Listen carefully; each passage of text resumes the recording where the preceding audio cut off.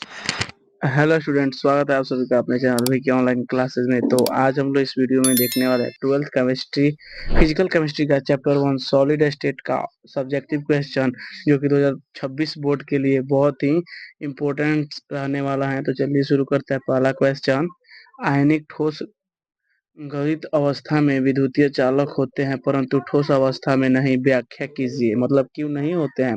इसका आंसर होगा आयनिक आयनिक ठोस में वैद्युतीय चालकता आयनों की गति के कारण होते हैं। चूंकि ठोस अवस्था में आयनिक गतिशील नगण्य होता है, ये इस अवस्था में चालक नहीं होते हैं। गलाने पर उपस्थित आयनों में कुछ गतिशीलता आ जाती है, अतः आयनिक ठोस गलित अवस्था में चालक बन जाते हैं। नेक्स्ट क्वेश्चन, ठोस प्रायः अस्पिंडीय क्यों होते हैं। इसका आंसर होगा ठोस के अवयव कण इतने निविड़ संकुलित निकटता में बंधे होते हैं कि दाब लगाने पर वे और निकट नहीं आते हैं। इस प्रकार ठोस प्रायः अस्पिंडीय होते हैं। नेक्स्ट, एक क्रिस्टल में एफ केंद्र क्या है। मतलब एक क्रिस्टल में जो एफ केंद्र है ये क्या है, इसको दर्शाना है।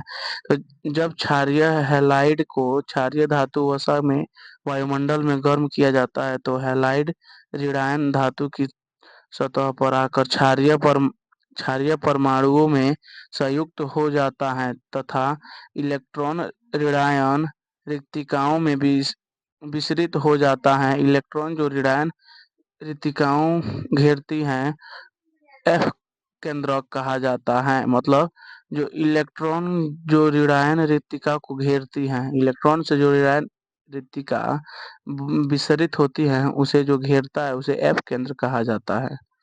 नेक्स्ट क्वेश्चन, क्रिस्टलाइजेशन तथा यूनिट सेल में अंतर बताएं। क्रिस्टल लैटिक्स में 3 डायमेंशन में निश्चित ज्यामितीय होता है। क्रिस्टल लैटिक्स में 3 डायमेंशन निश्चित ज्यामितीय होता है। यूनिट सेल में एक छोटा इकाई है। जब इसे रिपीट किया जाता है तो एक नया क्रिस्टल लैटिक्स बन जाता है। नेक्स्ट क्वेश्चन नंबर 5, एक क्रिस्टल में नॉन एस्टोमेट्रिक डिफेक्ट कमी क्या है। नॉन एस्टोमेट्रिक कमी क्या है। इसका आंसर होगा धातु आयन की अधिकता या धातु आयनों की न्यूनता के आधार पर नॉन एस्टोमेट्रिक दोष 2 प्रकार के होते हैं। पहला, धातु अधिक दोष। इस दोष में धातु धनायनों की संख्या अधिक होती है।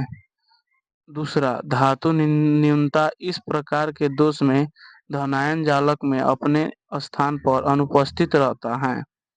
नेक्स्ट क्वेश्चन, एन प्रकार के अनादर्श अर्धचालक एन प्रकार के अर्धचालक का उदाहरण दे। सीजियम, फास्फोरस, एस आर्सेनिक और अपमिश्रित जी का फास्फोरस या आर्सेनिक से अपमिश्रण आदि एन प्रकार के अर्धचालक हैं। नेक्स्ट 7 नंबर क्वेश्चन, प्रतिचुंबकत्व का क्या कारण है। इसका आंसर हो जाएगा प्रतिचुंबकत्व ऑर्बिटल में उपस्थित चुंगमित इलेक्ट्रॉन के कारण होता है। जो प्रतिचुंबकत्व है ये ऑर्बिटल में उपस्थित चुंबकित इलेक्ट्रॉन के कारण होता है। युग्मित इलेक्ट्रॉन एक प्रकार के यहाँ पे युग्मित होगा, यहाँ पे च हो गया, इसको आप लोग सुधार जाइएगा, युग्मित इलेक्ट्रॉन होगा।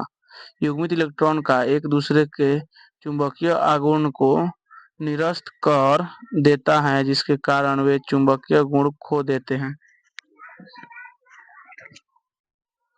नेक्स्ट क्वेश्चन, यूरिया का गलनांक तीक्ष्ण शार्प होता है किंतु कांच का नहीं। व्याख्या कीजिए। यूरिया एक क्रिस्टलीय ठोस है और इसका गलनांक तीक्ष्ण होता है यानी शार्प होता है। दूसरे ओर कांच एक अक्रिस्टलीय आणविक ठोस है और इसका गलनांक शार्प नहीं होता है। देखिए, यूरिया शार्प इसलिए होता है कि यह क्रिस्टल ठोस है और कांच इसलिए नहीं होता है क्योंकि ये अक्रिस्टल ठोस है। तो ये ऑब्जेक्टिव में भी आता है, तो आप लोग इस सब पे ध्यान दीजिएगा। नेक्स्ट 9 नंबर क्वेश्चन, किसी वर्ग निविड़ संकुलित परत में एक अणु की द्विविमीय उप सहसंयोजन संख्या कितनी होती है। द्विविमीय वर्ग निविड़ संकलित परत में कोई विशेष अणु 4 अणुओं के परस्पर में होता है, अतः अणुओं की उप सहसंयोजक संख्या 4 होती है। 10 नंबर क्वेश्चन, सीसीपी तथा एचसीपी संरचनाओं में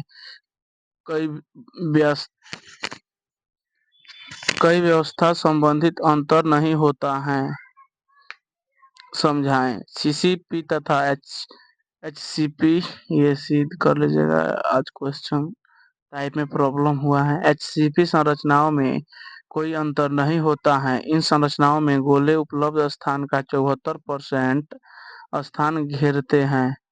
दोनों संरचनाओं में प्रत्येक गोले की उप सहसंयोजक संख्या 12 होती है। अगर कोई पूछे सीसीपी और एचसीपी संरचनाओं में अंतर संबंध बताएं, नहीं होता है, समझा मतलब क्यों नहीं होता, या ऑब्जेक्टिव में ये भी आएगा कि एचसीपी और सीसीपी में कोई अंतर होता है या नहीं, तो इसका आंसर नहीं होगा। Next 11 number question, sodium chloride का द्रव्यमानक Na से ज्यादा होता है, क्यों? NaCl एक आयनिक ठोस है जिसमें Na तथा Cr के बीच मजबूत बल लगता है। ये Cl होगा, Cr नहीं होगा। Cl बल लगता है, मजबूत बल लगता है, लेकिन सोडियम एक ठोस धातु है, इसके आकर्षण बल नहीं लगता है, इसीलिए NaCl द्रव्यमानक सोडियम से ज्यादा होता है। नेक्स्ट 12 नंबर क्वेश्चन, कांच को अतिरिक्त द्रव्य क्यों कहा जाता है? इसका आंसर होगा ठोस होने पर भी कांच में कोई अतिशीतित द्रव माना जाता है, क्योंकि यह द्रवों के कुछ अभिलक्षणों को दर्शाता है। उदाहरण के लिए यह पेंदे पर थोड़ा मोटा होता है। यह तभी संभव है जब यह द्रव की तरह प्रभावित हुआ हो, भले ही बहुत मंद गति से प्रभावित हुआ हो।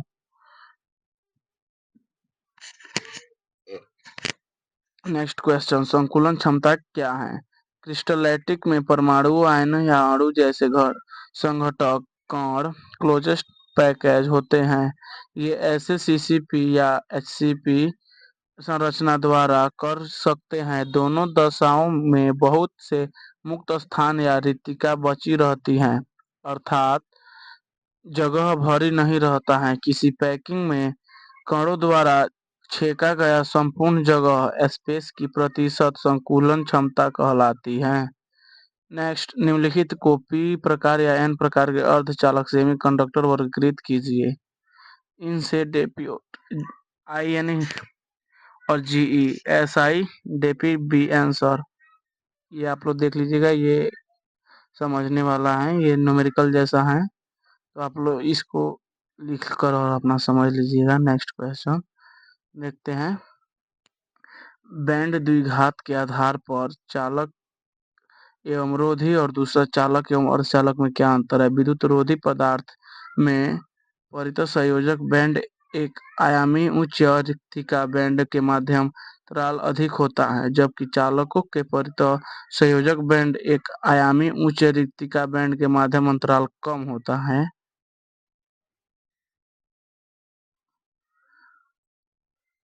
दूसरा, चालक में अंतराल बहुत कम या एक दूसरे में फंसे होते हैं, जबकि अर्धचालक में कम अंतराल होता है।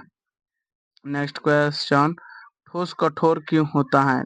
कम ताप पर ठोस पदार्थ की ऊष्मा ऊर्जा होती है, इसीलिए ठोस के अवयव आयन परमाणु या अणु पास होते हैं, अतः वे निश्चित स्थान घेर लेते हैं। अवयव कण केवल अपने स्थान पर दोलन करते हैं, अतः ठोस कठोर होते हैं।